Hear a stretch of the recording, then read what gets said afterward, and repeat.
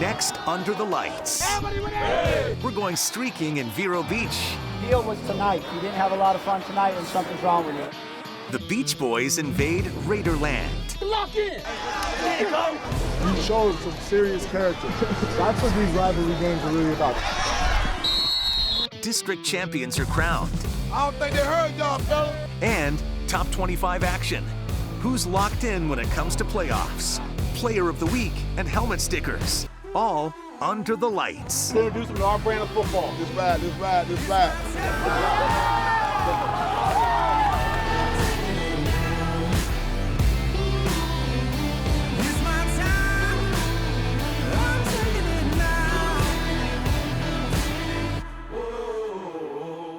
Hi again. As always, it is great to see you. I'm Dave Aizer. I'm Kailey Mizelle, and this is Under the Lights, Florida High School Football Final, driven by Honda. Some upsets have wreaked havoc with our top 25. We'll tell you who's rising and who's plummeting. Plus, we'll take a look at the RPI Top 5, and you're going to want to grab your popcorn for the district matchups that we have coming up. But first, Dave, I want to see the #1 recruit in the state. The one and only DeMarcus Bowman. Yep, him in Lakeland taking on Bloomingdale, looking for win number 24, and that's the man himself, DeMarcus Bowman. His touchdown makes it 7-0, silencing the crowd, and then he does it again. The crowd, they were chanting overrated, and I think they stopped after that. And maybe after this, Arian Smith, 75 yards to the house. Remember, he runs a 4-2. They roll 36-0. All right, Deerfield Beach feeling it against #2 St. Thomas Aquinas. That's UM commit Xavier Restrepo. Speaking of which, second quarter, Bucks QB Michael Pratt finds Restrepo down the middle. He takes it to the house for a 54-yard TD. 7-0 Deerfield Beach. St. Thomas turns to special teams. Star defensive player Jaden McBurrows blocks the punt. Colby Dempsey scoops it and returns it 35 yards. We're tied at 7. On offense for the Raiders, Anthony Hankerson had a huge day. The running back picked up 130 yards on 17 carries, and this touchdown, which featured great open field running and a beautiful cutback, impressive work. Deerfield Beach tried to get Jalen Knighton involved, but couldn't. This pick 6 by Phil J. Bienemy seals it. The Raiders beat the Bucks 28-7. American Collegiate taking on American Heritage in the Battle of the Americans. Heritage up 7-0. Collegiate, Darius Collins takes the bobbled snap, and maybe not how they drew it up, but the end result, 6 points. Story of the day, though, Edwin Rhodes. He had 5 touchdown passes in the first half, and he spread the love out, hitting Douglas Emilian and then Oronde Gadsden. He gets some yak as well. American Heritage wins the American Make-Believe Trophy, which is not make-believe, 64-13. The Advent Health Kickoff Return of the Week. Pretty sure this is not how you want to cover a pooched kick. American Collegiate DeMarcus Davis makes a move or two, goes 61 yards for the score. By the time he catches the ball off the bounce, he's already passed most of the kicking team and gets that score. Kudos to Davis for our Advent Health Kickoff Return of the Week. 4th-ranked Northwestern at the Traz hosting the Conch Republic of Key West High School. Key West players feeling unified. Bulls up 7-0, but Key West pulling off some misdirection. Cameron Watson lowers his head, takes on contact, finds the end zone. Northwestern would answer, swing pass to Nathaniel Noel, who makes big plays every week.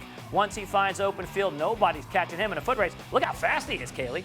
Now to the air, Teron Dickens hits Khalil Brantley. Beautiful open field run. He'll coast into the end zone, and the Bulls conk the Conchs by the final score of 49-14.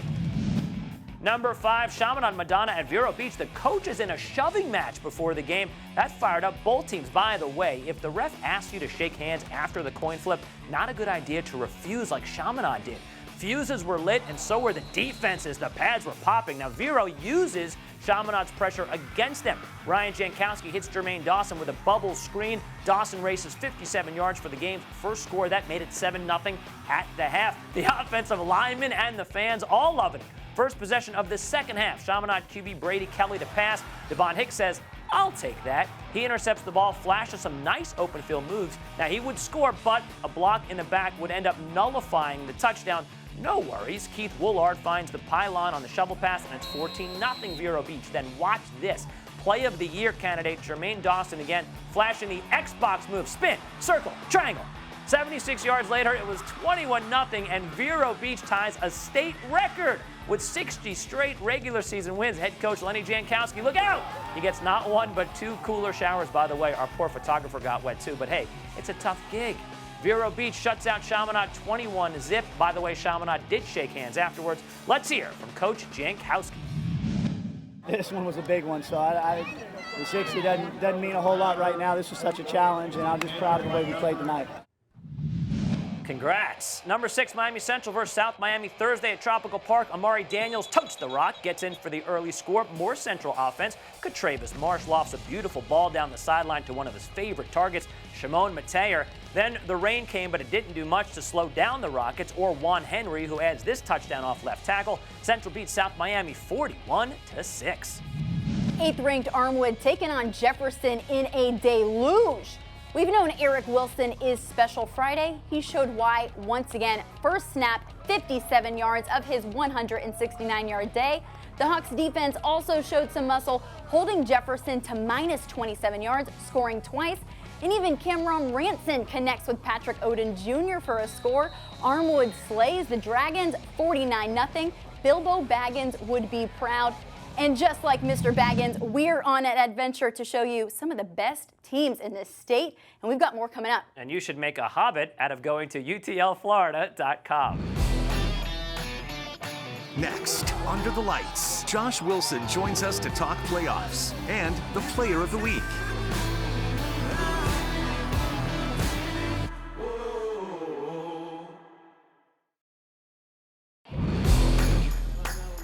Under the Lights is driven by Honda. Visit your local Honda dealer today. By Advent Health. Our goal is to help you feel whole. And by the Florida Lottery. It's your ticket. Claim it.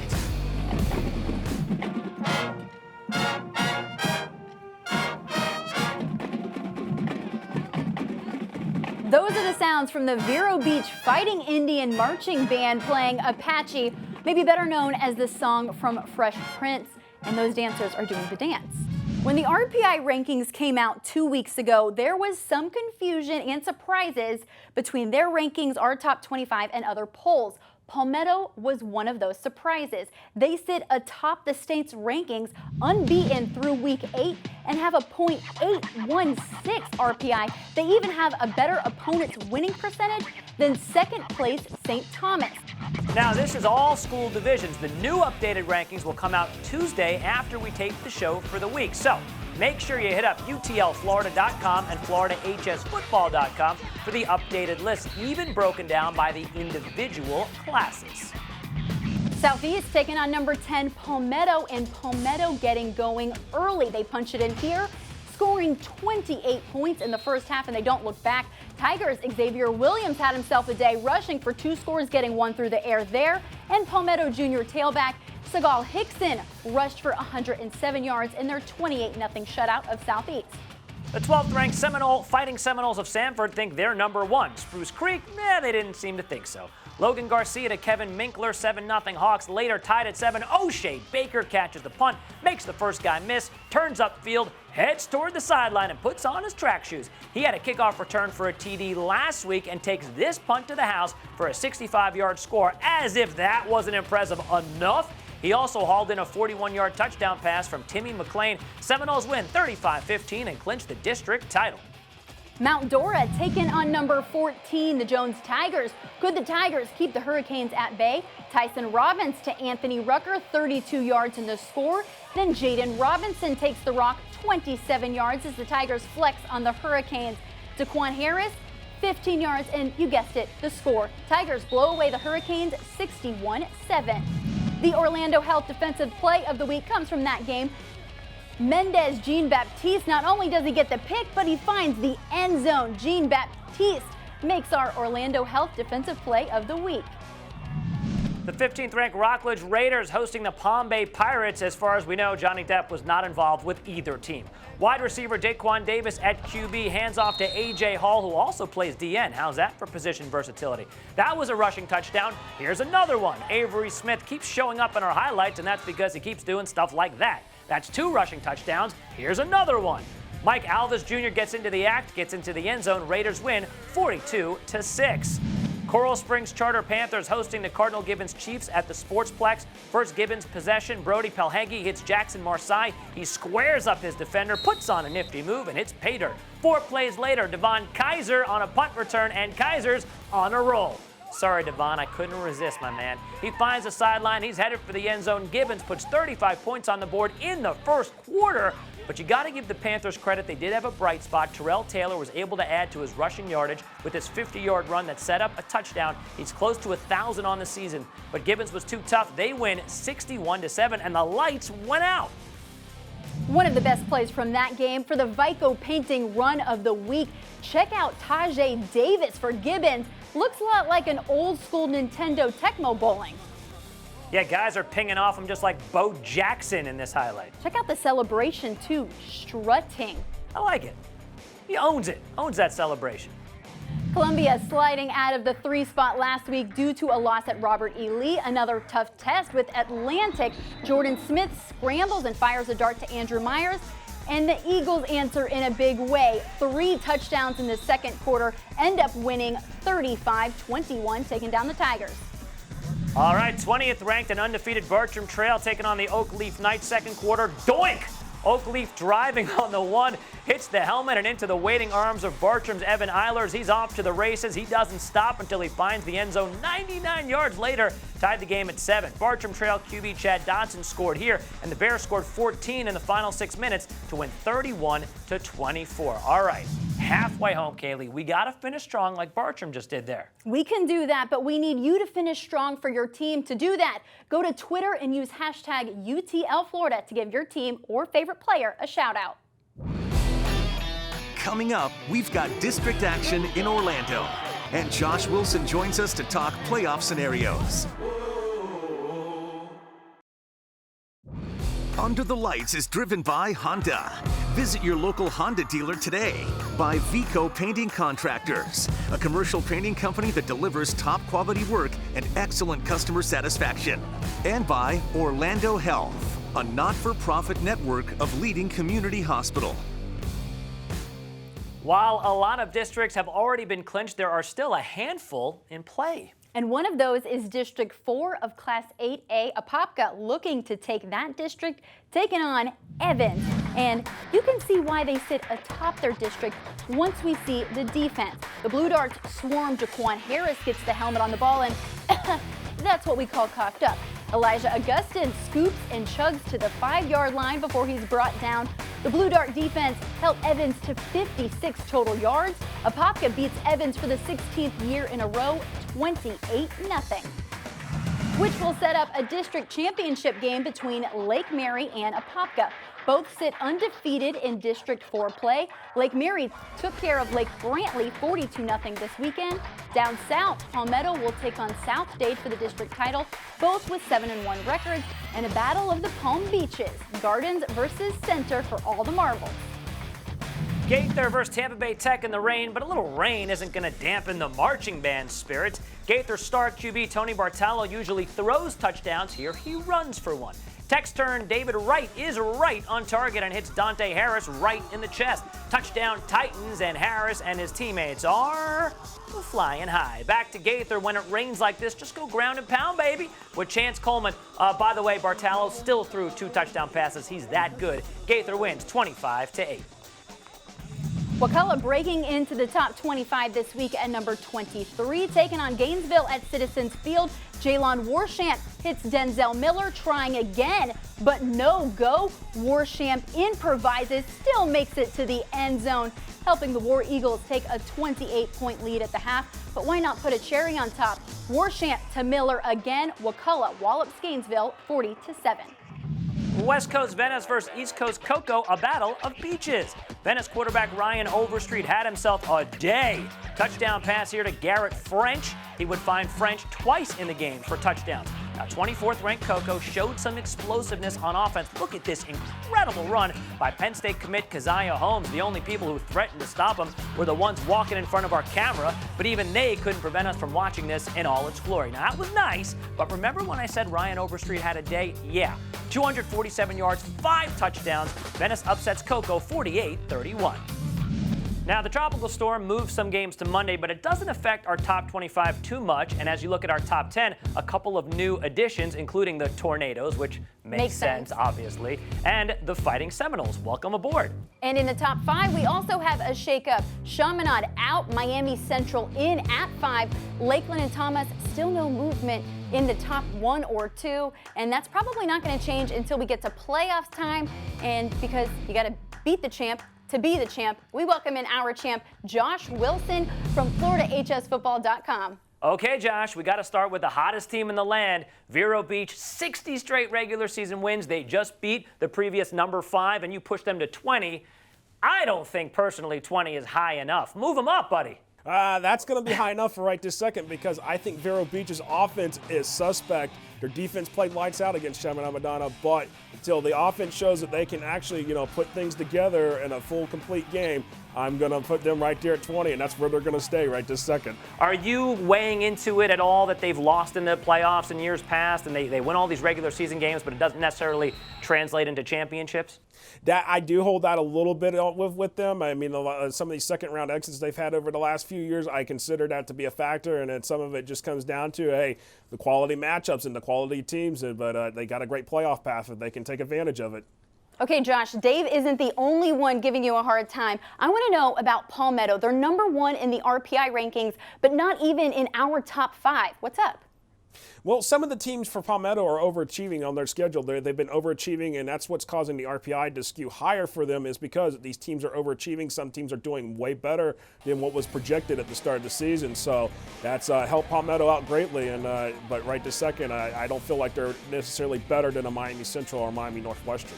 And from one Palmetto to another, Miami Palmetto taking on South Dade in a huge matchup for South Dade this weekend, especially after their Carroll City loss.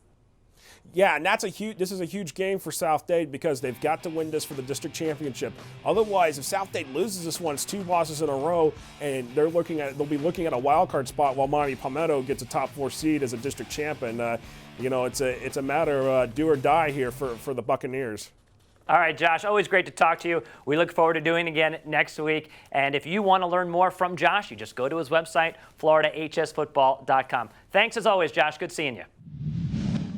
University School against Clearwater Central Catholic in the middle of rain bands. In fact, they moved the game up a bit to avoid some of the storm. Down 14-0, Sharks QB Nick Vadiato hits Brandon Innes in stride. Innes is gone. It's 14-7 CCC. Watch this play. Vadiato rolls out, points to his man CJ Cage, tells him to go deep, and then hits him on the run. The level of difficulty on this throw and those elements, wow.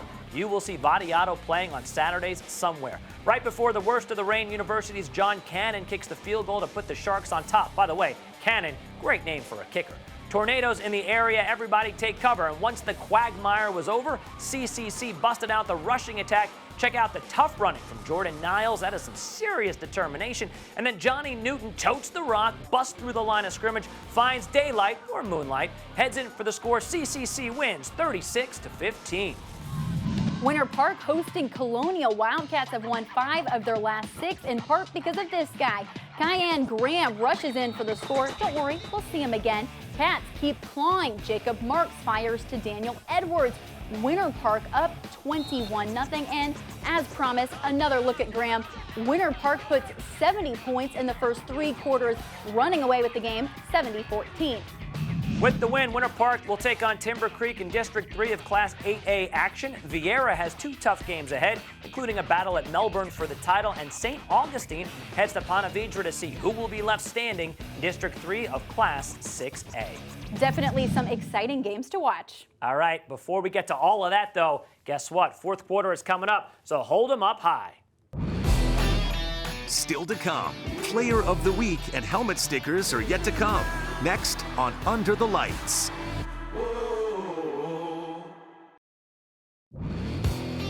The Florida Lottery Pick 4 Player of the Week is Miles Montgomery of Fletcher High School.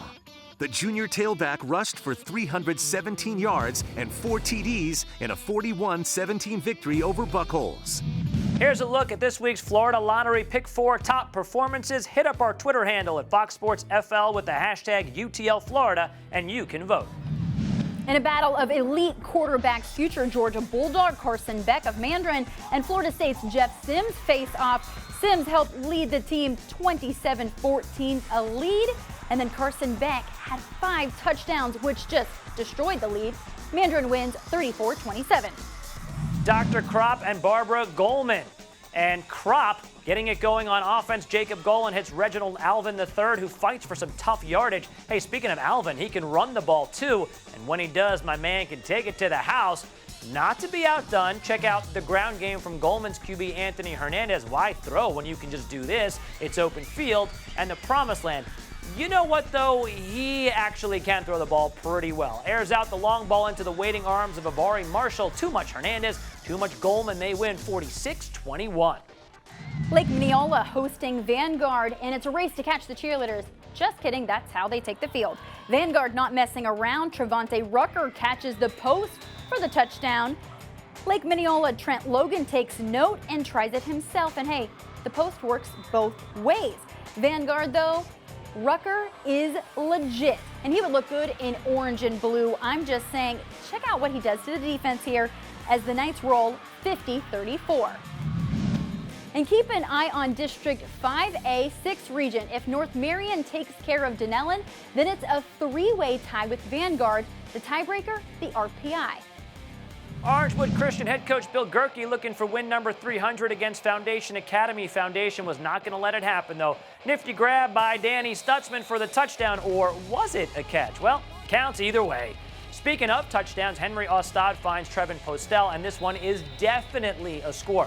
Over to Orangewood. QB Cody Elias's parents must be doctors because this ball is surgically placed between the corner and safety to Kadarius Roberts. He scores, but Foundation Academy wins 42-21, denying Coach Gerke win number 300. It's time for helmet stickers. Dave, thanks so much for holding the helmet, and thank you to Rydell for sending us these awesome helmets. You know, I'm just happy to hold the helmet for you. It's the least I can do. All right, my helmet sticker goes out to O'Shea Baker from Seminole. He had a 65-yard punt return for a touchdown, a 41-yard touchdown reception. He helped his team beat Spruce Creek 35-15 and clinch a district title. Nice pick. I'm going to go Carson Beck with a national audience. He had 5 touchdowns and helped his team come back from a 13-point deficit to win 34-27. That's why he's one of the best players in the state. We are out of time. Thank you so much for watching. This has been Under the Lights Florida High School Football Final, driven by Honda.